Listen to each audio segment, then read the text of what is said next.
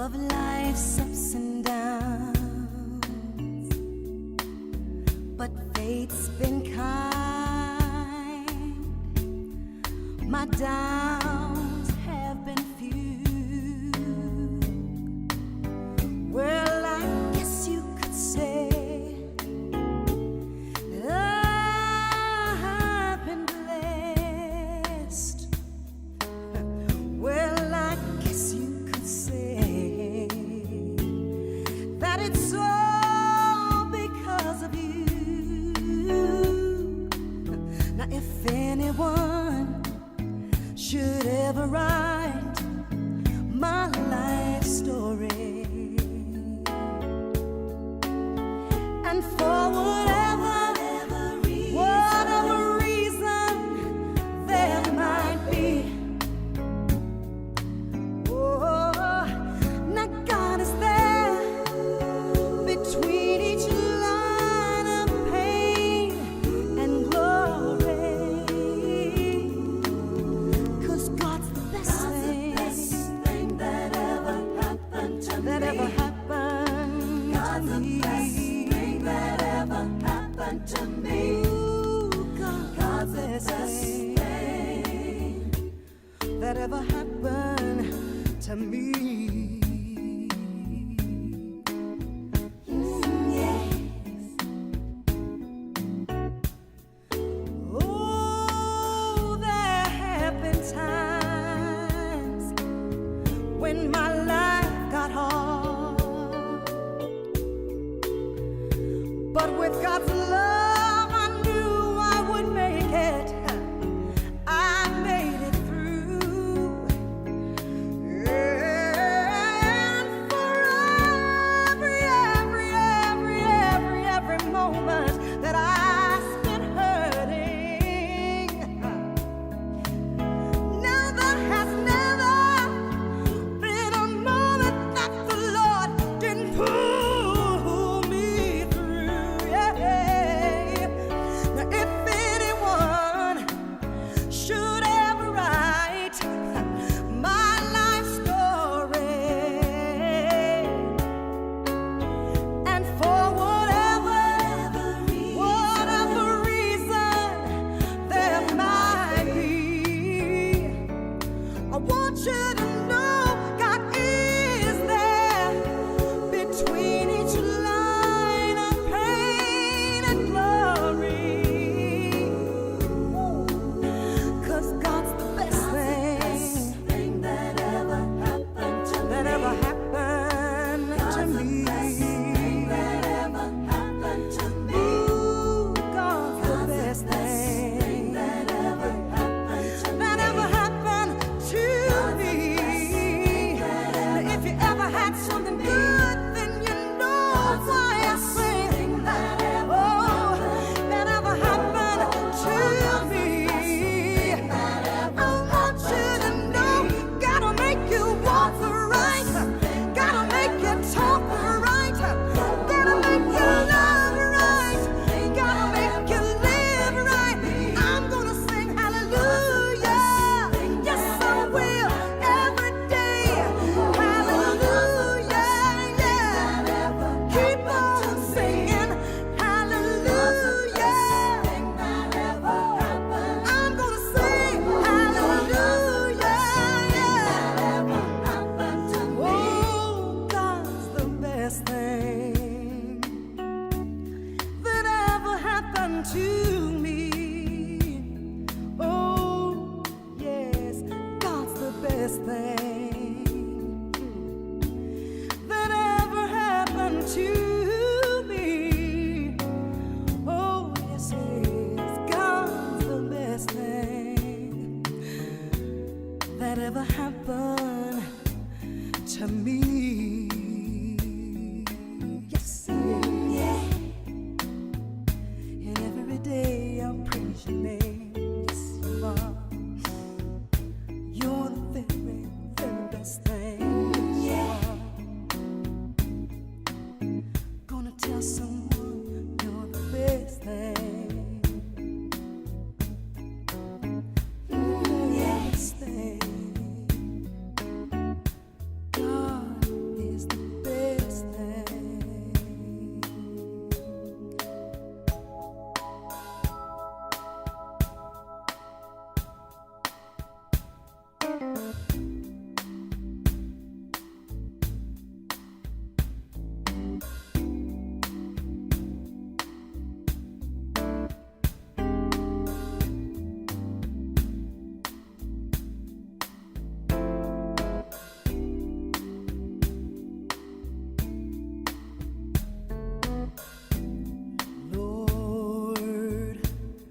don't move my mountain.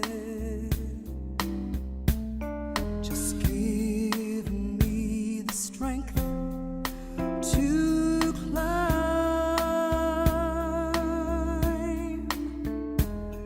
And Lord, don't move my stumbling blocks.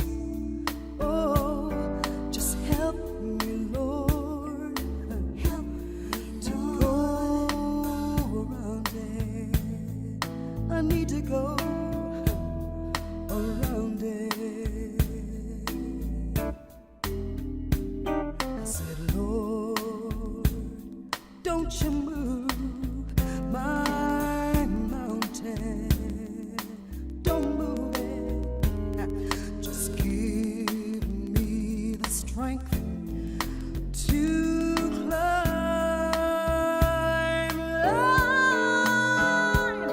And Lord, don't you move my stumbling blocks. Come on and help me, Lord, help me to go around it. I need to go, I wanna go around it. My Lord, I don't bother nobody. I treat everybody the same. Yes, I do, Lord. But every time I turn around, well, they criticize my name. So I'm asking you, Lord, said Lord, don't you move my mountains.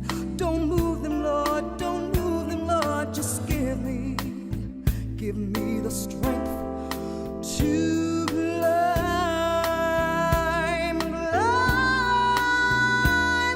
And Lord, don't you move my stumbling blocks. Come on and help me, Lord, help me to go around it. I need to go, I wanna go around it. Amazing grace, how sweet the sound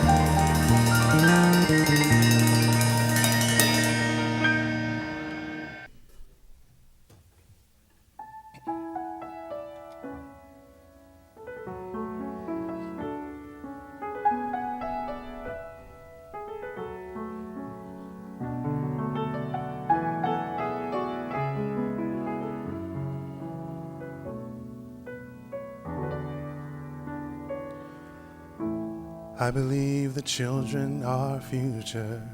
Teach them well and let them lead the way. Show them all the beauty they possess inside. Give them a sense of pride to make it easier. Let the children's laughter remind us how we used to be. Everybody's searching for a hero. People need someone to look up to. I never found anyone to fulfill my needs. A lonely place to be, and so I learned to depend on me. I decided long ago never to walk in anyone's shadow. If I fail, if I succeed, at least I live as I believe. No matter what they take from me, they can't take away my dignity, because the greatest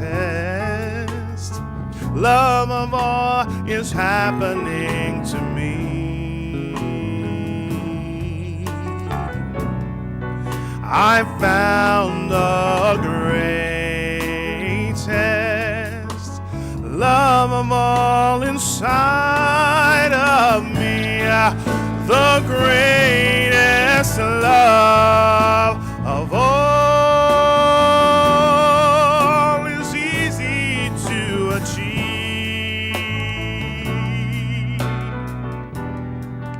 Learning to love yourself, it is the greatest love of all.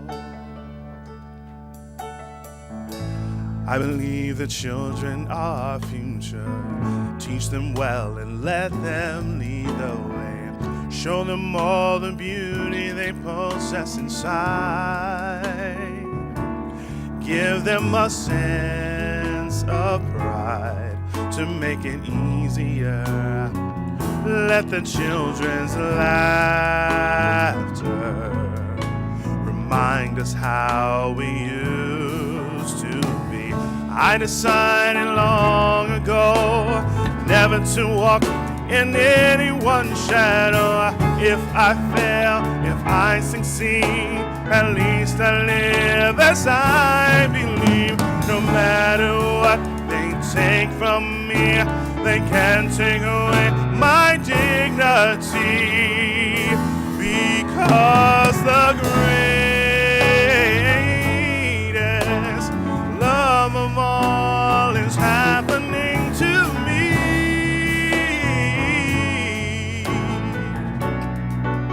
I found the greatest love of all inside of me. The greatest love of all is happening to me. I found the greatest love of all inside of me. And if by chance that special place that you've been dreaming of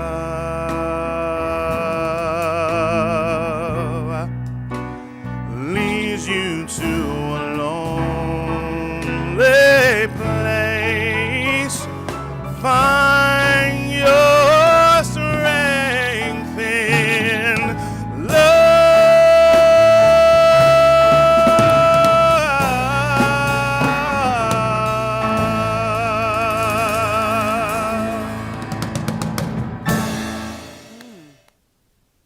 Greetings, beloved ones.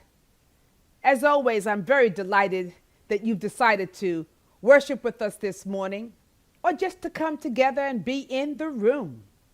As you can see, we're still in our offshoot location. However, I've got great news because the power has been restored in the church. And next week, we'll be able to shoot from our wonderful sacred space.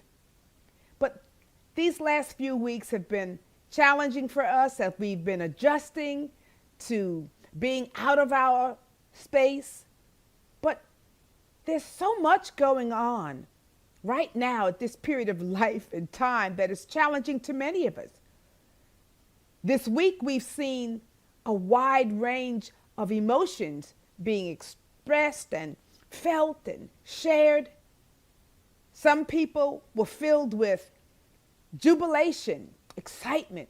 Some people expressed tears of joy.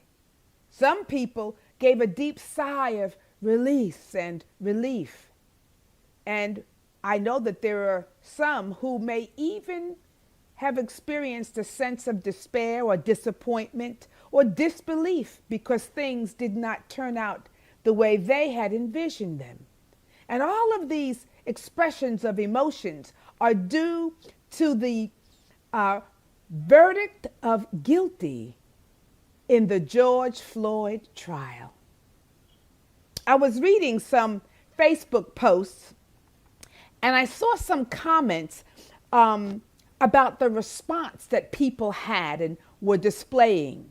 And some felt that the response was too celebratory. Some felt that the response was too expressive, over the top, too extra. But as I began to think about it, I thought, well, it could be the expression of 400 years of pent-up emotions, pent-up outrage, 400 years perhaps of feeling the pain of not being validated, seen, heard, acknowledged. Or it could be the pain of generations of injustice suffered or dehumanization. And all of that could have culminated in this expression during the reading of this verdict. And so I'm thinking, the times that we're living in what I call a tipping point era. Worldwide, not just here in this country, but worldwide. So much is going on with the pandemic. So much is going on with race relations. So much is going on with the economic instability around the world. There's still war. There's still all of these things that are taking place at this crucial time. And it is a tipping point. Whether or not we're going to, I think, tip forward into making choices and decisions that will move us further along our evolutionary path, or perhaps will we take the choice to revert backwards or to stay stagnant or to decline in our sense of growth. And so at this tipping point, everything is coming up. Everything is coming up to be looked at. All the concepts and systems that are not working and maybe perhaps never worked for the highest good of all concerned. But all of those things are now coming up front and center to be healed and to be examined. And while all this is taking place, emotions are running high. Emotions are running high. And people are all in their feelings. You know that statement, I'm all in my feelings? Or even as the young people say, that they're feeling some kind of way. They're feeling some kind of way. And usually when that's being said, that's not necessarily a good thing. When somebody says, I'm feeling some kind of way, it usually means that there's some problem afoot. Something is askew. Something is not right. And maybe they can't identify it, but all they say is, I'm feeling some kind of way about this. You see, this whole notion of where we are in our feelings is very prevalent today. And I was thinking, since I was doing this series on spiritual laws for everyday living, and life certainly is presenting us with some situations and circumstances that have us in our feelings, that perhaps we should focus somewhat on feeling our feelings and just how to do that so that we can integrate them into our overall sense of well-being. Because we have them. Everybody has them. We have emotions, feelings, right? And we want to make sure that they are integrated so that we feel a sense of well-being in the midst of feeling some kind of way. And so I thought this would be a good time to do that. Now, the thoughts about feelings and emotions are all over the place. Many, many schools of thought. Some people say this. Some people say feeling and emotions and passions are good servants, but poor masters. That was a Kemetic saying, meaning that we cannot master life if we let our feelings and our emotions lead us. Baruch de Spinoza says it this way. He says, when a man is prey to his emotions, he is not his master. Well, that's one way of looking at it. But another school of thought says this. Only the heart knows how to find what is precious. Dostoevsky. And how about this? What comes from the heart goes to the heart. I like that one. What comes from the heart goes to the heart. Meaning we can always tell when someone is making or sharing a heartfelt connection and comment. And it goes directly, when it comes from their heart, it moves directly into our heart and we feel it. Samuel Coolidge said that. And here's one from the Bible. Keep thine heart with all diligence, for out of it are the issues of life. King Solomon. And this one, which I think is most poignant, most poignant one of all says, you cannot know what you cannot feel. You cannot know what you cannot feel. Mary Shelley. So I'm of the school, of course, that says that our feelings and our emotions are great bringers of truth, and that they should not be ignored, nor should they be considered insignificant, because oftentimes these feelings, emotions are actually running our lives, and they are influencing our behaviors and the choices we make and the actions that we take, perhaps maybe even more so than the thoughts we are thinking. And we cannot heal without bringing our whole sense of, or embracing, I should say maybe, embracing all of our feelings. I want you to listen to what Candace Pete says in her book. Her book is titled Molecules of Emotions, The Science Behind Mind-Body Medicine. It's a big field now, that there's somehow a connection between the mind and the body, between our thoughts and our emotions and our feelings, between the brain and what happens when the brain receives signals, right, from emotions, and what the effect that is or happens to the body. There's a connection. So this is what she says in her book. I thought it was very, very powerful. It says, emotions are a key element in self-care because they allow us to enter into the body-mind's conversation. Emotions are a key element in self-care, meaning you got to be aware. If you're going to take care of self, you need to know what's going on within self. So emotions are a key element in self-care because they allow us to enter into the body-mind's conversation. Because there's a conversation going on between the head and the heart, thought and feeling, right? Between the brain and our immune systems and our nervous system, between the brain and the body. All of it is connected, and there's a conversation that takes place. Then she says, by getting in touch with our emotions, both by listening to them and by directing them through the psychosomatic network, we gain access to the healing wisdom that that is everyone's natural biological right. I love that. There is a wisdom within us that is a part of our biological makeup, this wisdom. And when we can get in touch and she says, when we listen to the emotions, then what happens is we gain access to the healing wisdom that is everyone's natural biological right.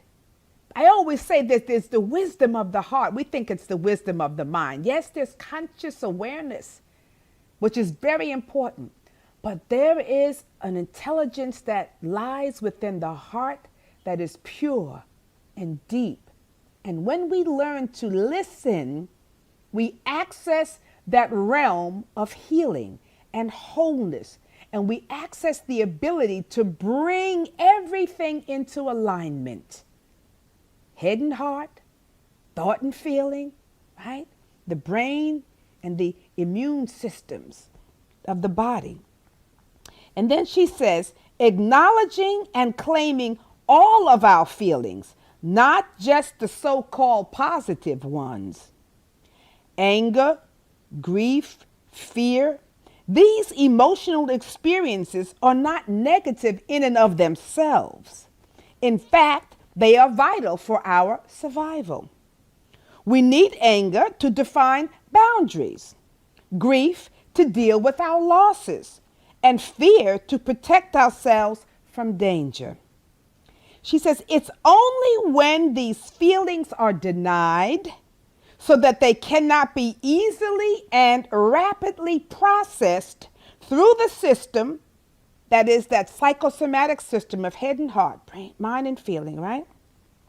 It is only when these feelings are denied so that they cannot be easily and rapidly processed through the system and released that the situation becomes toxic. The more we deny them, the greater the ultimate toxicity, which often takes the form of an explosive release of pent-up emotion.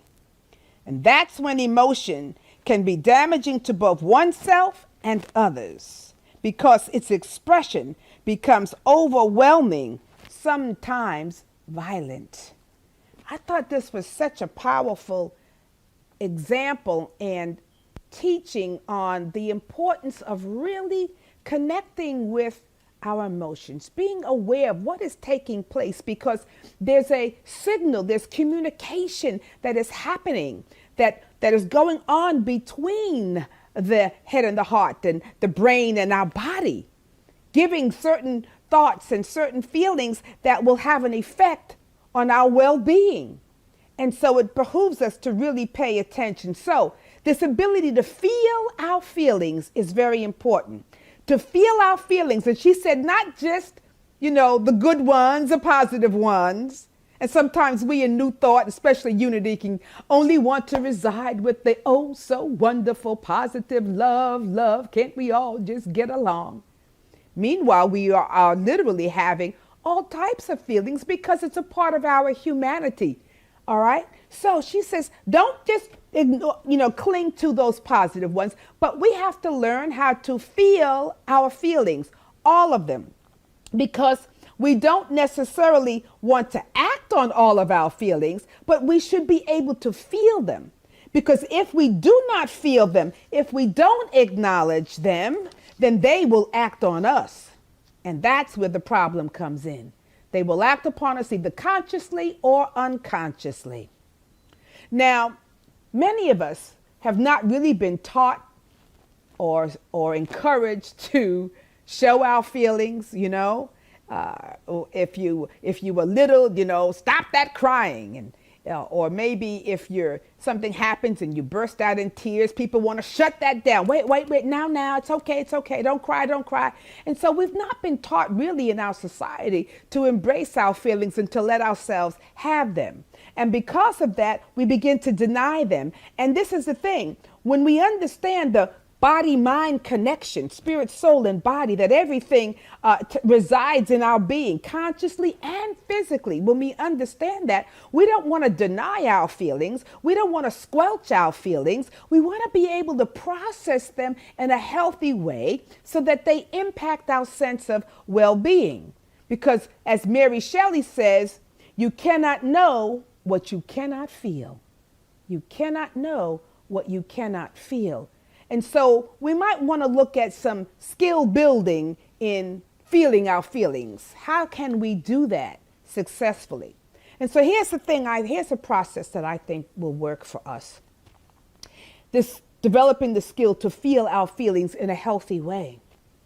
First, you want to be able to name your feelings, right? To name your feelings. Just what is it that you're feeling, and to be able to identify it, and we usually go through, we do okay with some basic feelings, the basic feelings of anger. We know when we're angry, we know when we're upset, we know when we're having fear. So anger, fear, sadness, happiness, joy, all those things we can pretty much do. Those are our basic emotions.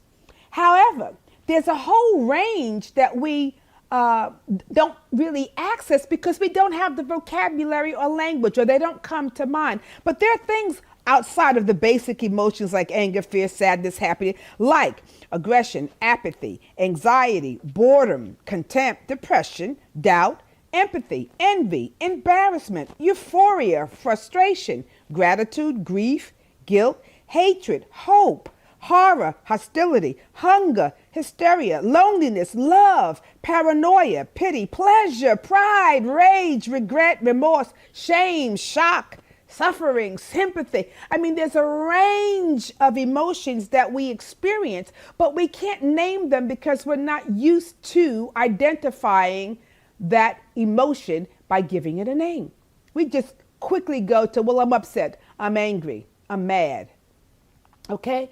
And the deeper we can get in identifying the emotion, the clearer we can become in consciousness that will help us to actually heal what's taking place. So instead of saying, well, I'm just upset, well, you might be maybe depressed, which is more direct, and you can address that feeling as it really and truly is relating to what's going on within you. You can't heal what you can't feel. And if you're misguiding, misdirecting, misnaming it, you probably will have some approaches that are not the approaches that you need to bring yourself back into a state of well-being, to getting to the issue at hand. So practice naming it. And there's some books. You can go online and read some lists of different types of emotions, just so you'll have the vocabulary to be able to identify more clearly what's happening within your being. And then after you've named your feeling, you want to feel it. Feel it. Acknowledge it. And so I think an example might be, you know what? I am feeling angry. I am feeling joy. I am feeling over the top. I'm feeling surprised. I'm feeling embarrassed. I'm feeling insecure. I'm feeling strong. Begin to name it, but then to let yourself acknowledge it, that it's what is taking place, to own it.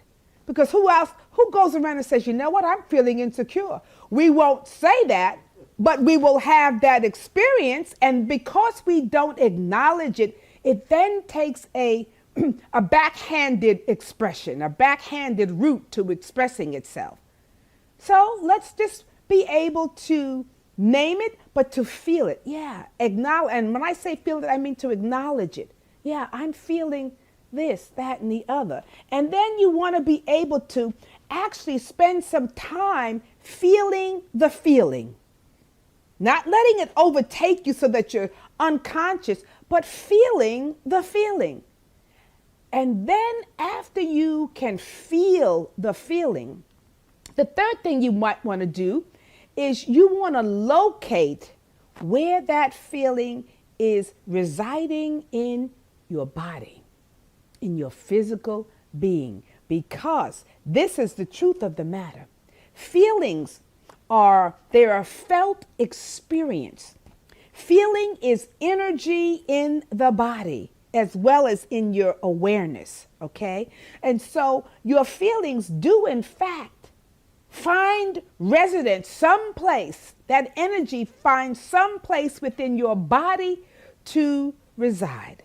Maybe it's in your neck and your shoulders. Some of us hold it in the brow, or sometimes it's in the pit of our stomach, or maybe our back, our lower back is hurting, or you might find that it's in your hips or your legs or wherever it is. But you want to be able to somehow see if you can locate where this feeling and this emotion is residing in your body as energy.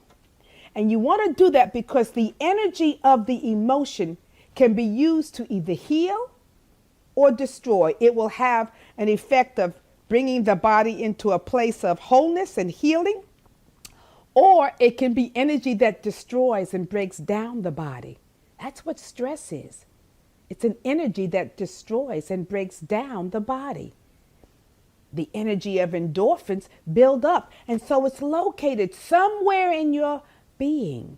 And we're not used to doing this, so we may have to practice a little bit to identify, this is what I'm feeling, I've named it, and this is what I'm acknowledging, I feel it, but now I can also say it's residing here, or in here, or in here, somewhere. So begin to practice getting familiar with where are your emotions residing. I know for me, a lot of mine reside right in my gut. When I'm upset, boy, my stomach just begins to churn and my whole digestive system is out of whack. It's because that's where my stress, that's where my emotions go to. And sometimes they'll go into my shoulders. So learn to practice this part.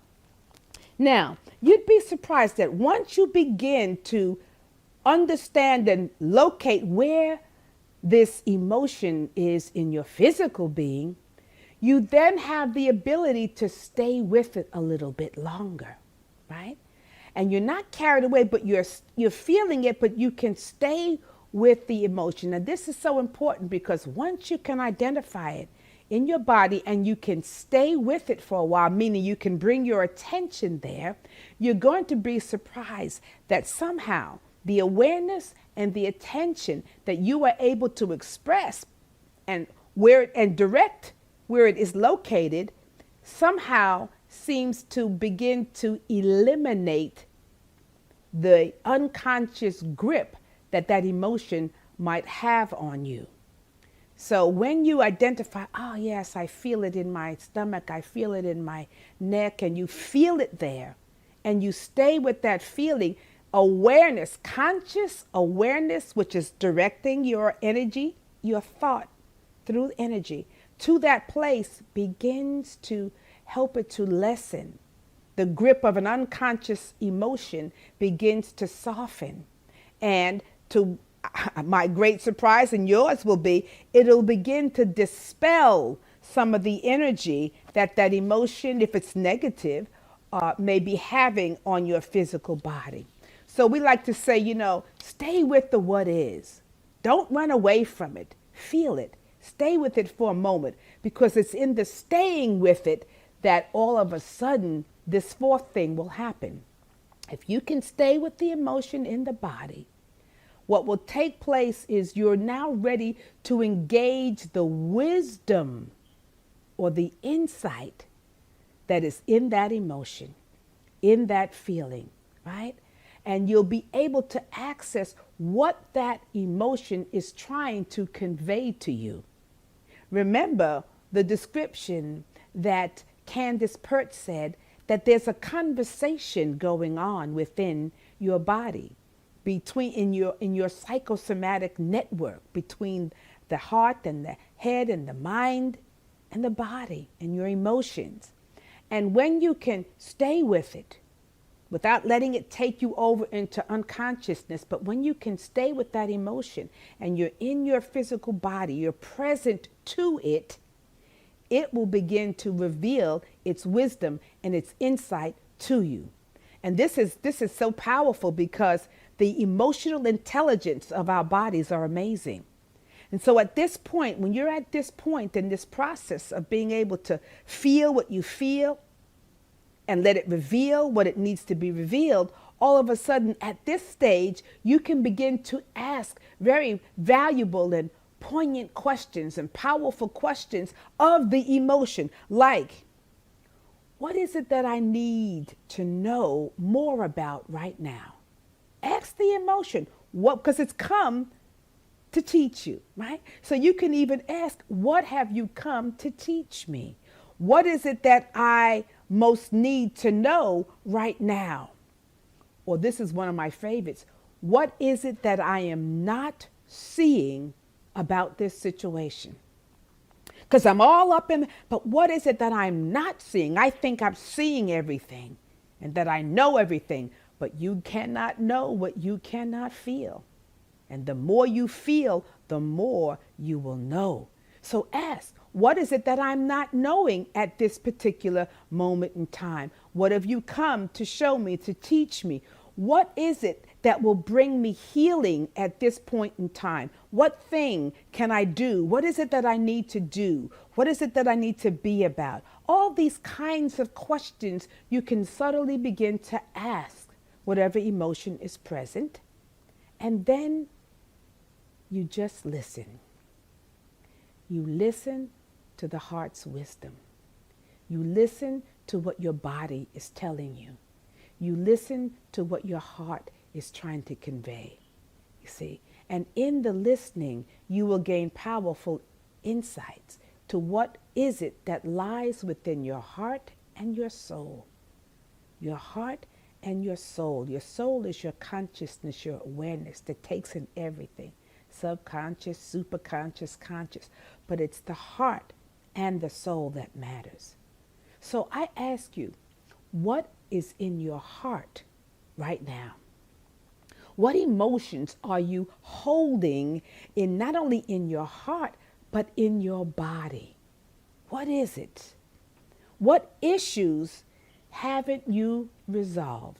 This is the key point. What issues haven't you resolved? Remember, King Solomon said, keep thine heart with all diligence, for out of it are the issues of life. If your heart is troubled, more than likely, friends, there are some issues that need to be tended to. If your heart is troubled, and remember Jesus said, let not your hearts be troubled, neither let them be afraid. For I'm with you. I'm with you. So what is it? If your heart is troubled, then I think more than likely there are some issues that need your attention. There's some truths that need to be spoken. And there's some things perhaps that need to be forgiven and released. These are the issues of life that we're holding in our hearts, but not healing and not resolving. Jesus gives us this challenging edict on handling issues. And this, friends, is from Matthew. He says this in Matthew 5, verse 21 through 24. And I'm going to read it from the Message. And he says, you are familiar with the command to the ancients, do not murder. I tell you that anyone who is so much as angry with a brother or sister is guilty of murder.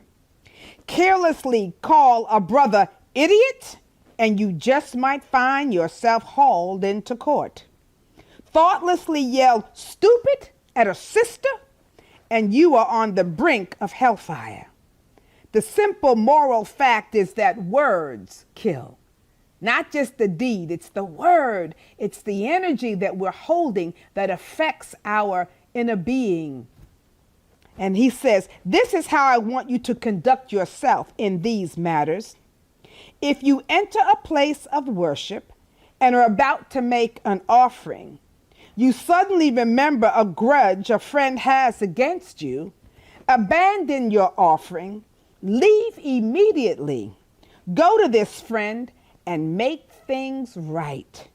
Then and only then come back and work things out with God. That's a powerful teaching. And what he's saying is, don't harbor grudges. Don't harbor ill will or unaddressed issues and problems, or your issues that you have with other people, or circumstances that are troubling to your spirit. Make right, process it, heal it, so that then you can go to God as an open vessel, ready to receive all of your blessings, because all of these unresolved things clog up the channel through which your good and your blessings will come. And so we want to have this deeper sense of well-being. So we want to get clear, friends. Get clear with what you're holding in your heart, as well as what you're holding in your mind, because your thinking, of course, your words, your thinking will produce a feeling or an emotion, right or wrong, good or bad. So we want to get clear on those thoughts that have now moved into feelings and emotions that then can go unattended for years and have an effect on our life and our affairs. So make it a habit to get to the heart of the matter and get there quickly. Deal with them expediently. Feel all your feelings. Don't be afraid to say, no, I shouldn't. Feel them, whatever they are, and then heal them. Do the process. Do the work of healing your feelings, healing your hurts, because this is the pathway, friends, to inner liberation and freedom. Feel and heal. Blessings and namaste.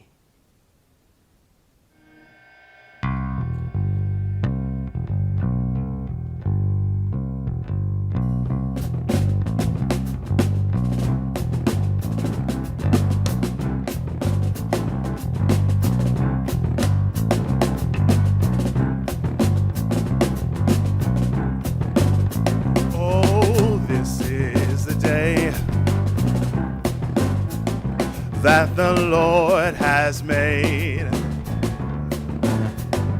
and I will rejoice and be glad in it. Whoa, this is the day that the Lord has made. I will rejoice and be glad in it. This is the day that the Lord has made. Oh, this is the day that the Lord has made. I will rejoice and be glad in it.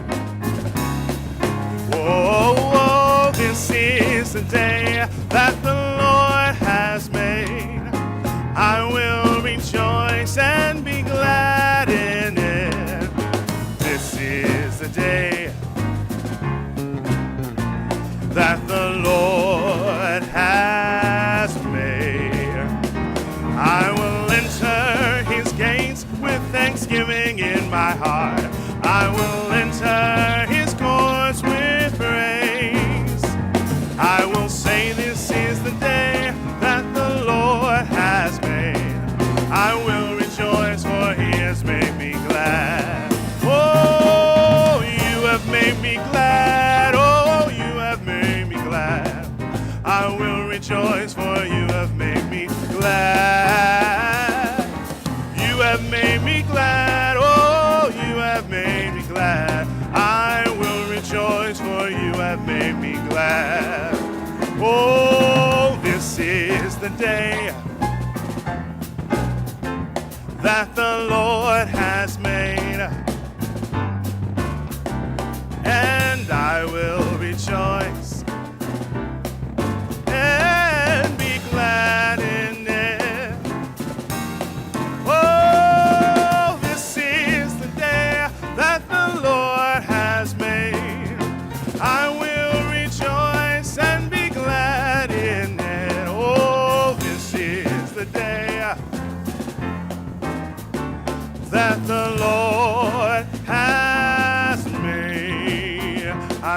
rejoice. I will rejoice. I will rejoice. Oh, I will rejoice. For this is the day I will rejoice. This is the day I will rejoice. This is the day I will rejoice. This is the day I will rejoice. I will be happy.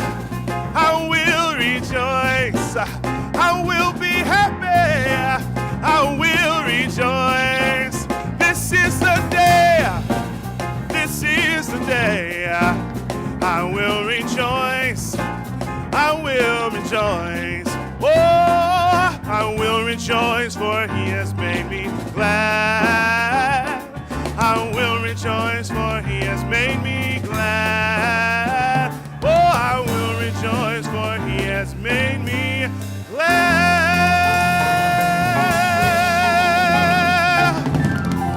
Amen. Amen.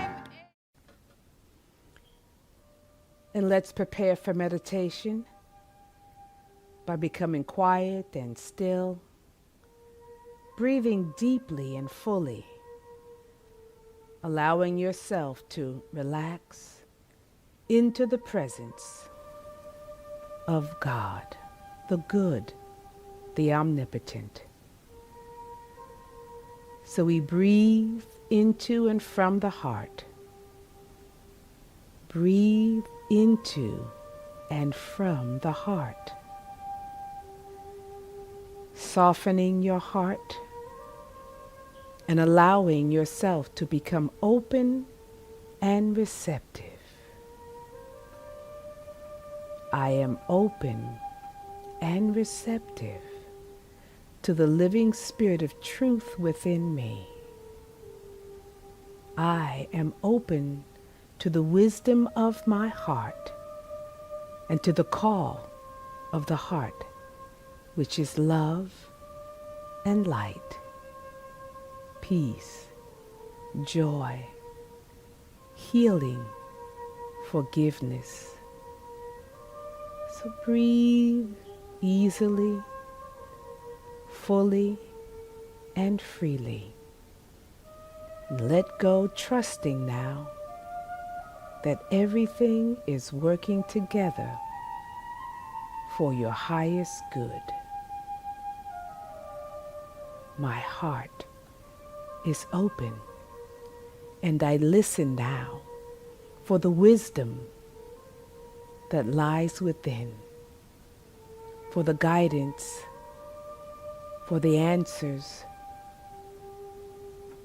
Peace, be still now. Peace, open the heart and listen.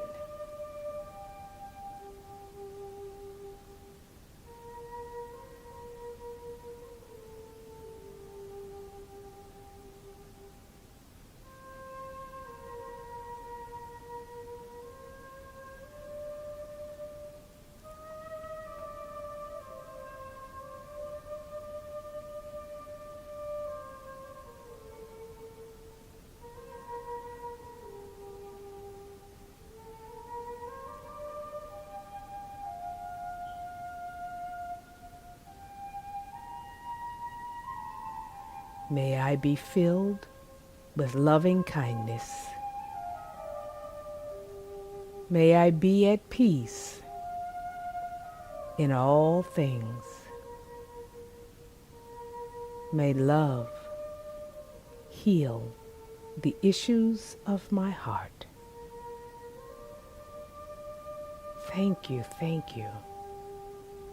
for the presence, for the power of love and light. Just take a deep breath now and allow yourself to become present to this very moment in time, offering deep gratitude and thanksgiving for everything truly is working together for your highest good. Take a deep breath.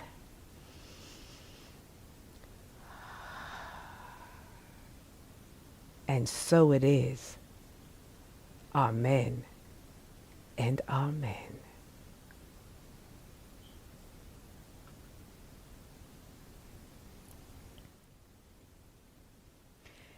And let's affirm our affirmation, beloved ones. Through the power of love and light within me, I have the ability to heal and transform all of my feelings and emotions to serve my inner state of well-being. I am whole and well. Praise the good, and so it is. Amen and amen.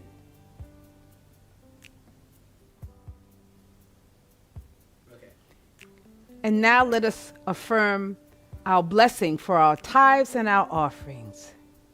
We're so glad that you always remember us, and we remember you as well, but we're grateful and thankful for the gifts that you share. So our offering blessing is this: divine love through me blesses and multiplies all that I am, all that I have, all that I give, and all that I receive. Beloved ones, once again, thank you so much. And there are many ways at the end of this service you can see how you can share your gifts with us through PayPal, through our website. However you do it, we are grateful and thankful. We even have Cash App now. Go on the site to get more information. In the meantime, we're so grateful that you decided to worship with us this morning. And I hope you have a wonderful, fabulous week. And remember, feel your feelings. Blessings and namaste.